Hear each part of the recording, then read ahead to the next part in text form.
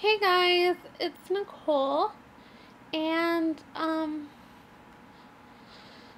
I guess this is a little bit of a different video, kind of. So I wrote this story thing. I wrote a story. It's like about my life and what I've seen. It's just a little short one, kind of, but I thought that I would read it to you all in a vlog. So yeah, here we go. I titled it Overcoming Obstacles to Reach Success. So here we go. In life we face obstacles. We do not always choose what life throws at us. However, we do have the ability to choose whether we look at obstacles we face in life with a negative or a positive aspect. This is a story about things I have seen and dealt with myself, or witnessed others facing similar things. This is overcoming obstacles to reach success. I have been on this planet we call Earth for 23 going on 24 years now.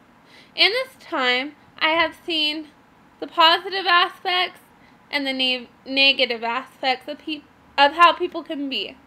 I have met people who didn't like me and bullied me for some time, but later on in life they apologized, and now we are great friends. See, just because something is a negative thing in your life doesn't mean it can't turn around and be a positive thing. Growing up, I wasn't the best looking kid in others' eyes. I was happy with myself, but others decided to point out my flaws. As a kid, I wore glasses. Also, I had an overbite, so it looked as if I was always smiling. Even though I was smiling on the outside, on the inside I had some hurt. You see, I was an easy target for bullies. I remember getting called Four Eyes by numerous pupils, and it made me upset. I didn't say anything to the bullies. I just stayed quiet. But when I got home, I let it all out. My parents asked what was going on. I replied, all of the kids at school keep calling me Four Eyes all day long, and they're laughing at me. What do I do? My father then replied, when they say that to you, just say to them, 4 eyes are better than 2. That's just what I did, and it actually worked. A few times after I repetitively said 4 eyes are better than 2, they realized they weren't getting anywhere, and they stopped. I also remember we had this one assignment where we had to talk about our family. I had this dog, a dachshund named Barney. I considered Barney a family member. He wasn't just a pet to me. In my assignment, I talked about my dog, Barney, and of course, with there being a purple dinosaur all the kids hated that happened to share the same name, I once again was set up as a target for bullying. I remember kids saying, do you love Barney? If I replied with yes, they laughed and said, you love Barney the dinosaur? If I replied with no, they laughed and said, you don't love your dog? I couldn't win with them. As time went on, I gained friends. I actually had 3 best friends. I would hang out with these 3 girls I called my best friends at recess each day, and even after school. I was a good friend to all of them, and they were good to me as well for a period of time. One day, one of the girls decided to make up lies about me to the other girls. Keep in mind, these were longtime best friends. We were really close. After the lies were spoken, they all decided I was no longer their friend. They would no longer talk to me, play with me at recess, or after school. I was shunned by them. I was very hurt by this behavior. I felt alone. After this turn of events, I sat by myself at recess. I even cried when I would see them playing with one another. It would make me miss the good times we had had. I didn't know what to do. I was upset, As I sat there crying by myself, a girl I didn't know yet approached me. She asked, "What's wrong? You look sad." I explained my situation, what had happened, how my friends no longer were my friends, how I was all by myself. She asked, "Who would do that to me?" as I pointed at the three of them. She then said to me, "You could hang out with me." That was very mean of them, and you deserve a real friend. I then became friends with her, and we would hang out at recess, and I once again had a good time. My life was then good again for some time. I gained new friends, new people surrounded me, things were finally going right for me again. That lasted up until I started high school. In high school, I ended up gaining a new bully. This bully was more serious than the ones I had in elementary school. This bully would follow me around campus, making threats. She would say how her uncle was a gang leader, and he would take me out. She threatened fighting me. I remember a particular incident where she said, "Want to fight right here, right now? Let's go." I replied, "No, I'm not going to fight you." She said, "What are you going to do about it?" I then pulled my cell phone and said, "If you try anything, I will call 911. She replied, "You wouldn't." I then input the number 911 into my phone and showed her, and she backed off. You see, I had to defend myself by saying I'd call 911, as the school wouldn't do anything about her behavior towards me. The school had a zero-tolerance policy for bullying and harassment. However, they didn't enforce it. I, on multiple occasions, approached the administrators about this girl's behavior towards myself and to others, only to have them laugh at me and brush it off as if it were nothing. This was very disturbing, as one of the incidences I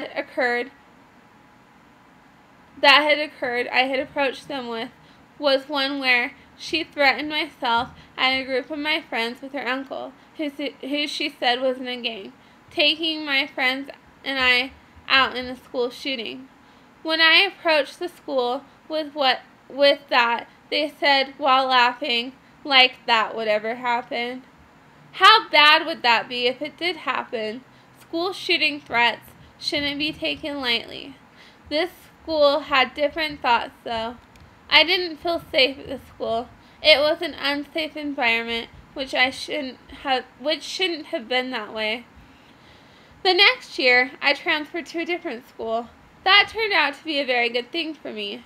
I was in a much more positive environment. The administrators of this new school actually enforced the zero-tolerance policy that they had in place against bullying and harassment. I felt safe at school again. It was the way it should be. I finished out high school there, and it was good.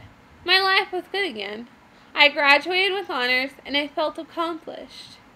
In 2008, I had created a YouTube account. I created it at first just to share videos with friends of mine. That's just what it was at first. But later, somehow it turned into a more popular channel.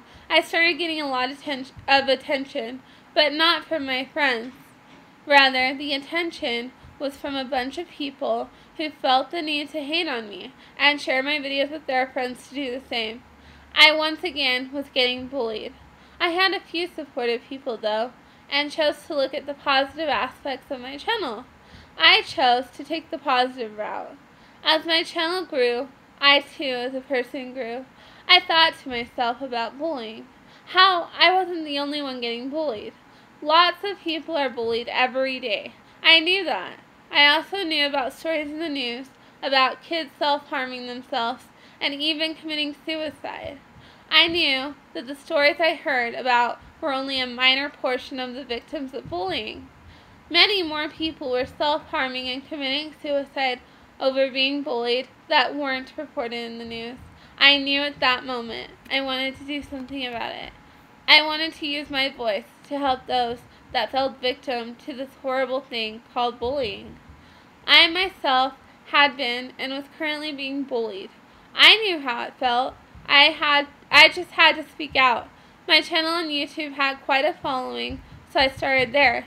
I made video blogs on bullying. I spoke out to victims and told them to stay strong, to get help, and to talk to someone. I let them know that they could still live a successful life, following their dreams despite the bullying they were getting. It seemed to be helping people. That made me feel good, knowing I was able to help other victims by using my voice to speak out on something I'm very passionate about, anti-bullying. I received messages from people I had helped.